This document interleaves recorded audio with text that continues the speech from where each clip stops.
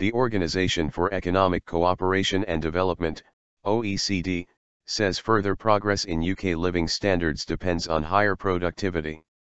It says the UK's growth rate is now the highest in the G7 leading nations at 2.6%, but output per worker needs to rise to maintain growth.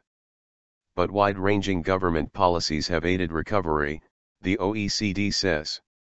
These include low interest rates, quantitative easing, QE, and support for the housing market. In its latest report, the body says employment has recovered to its pre-crisis trend and is now at record levels.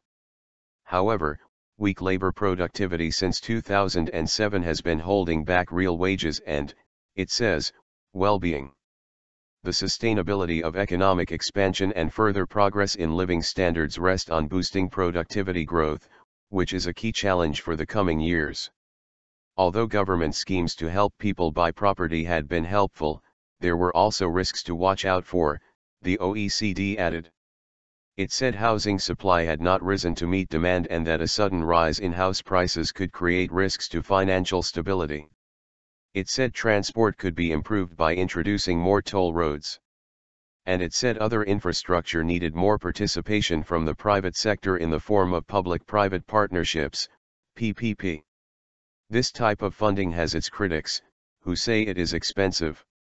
It typically involves commercial third parties who expect to make a profit on their investment, rather than the government simply borrowing directly on the market at the lower rates that a sovereign government typically enjoys. Another criticism is that governments use PPP to hide the extent of infrastructure spending, because it is not entered as normal government borrowing. The OECD says the government should be more open with the public about this type of funding.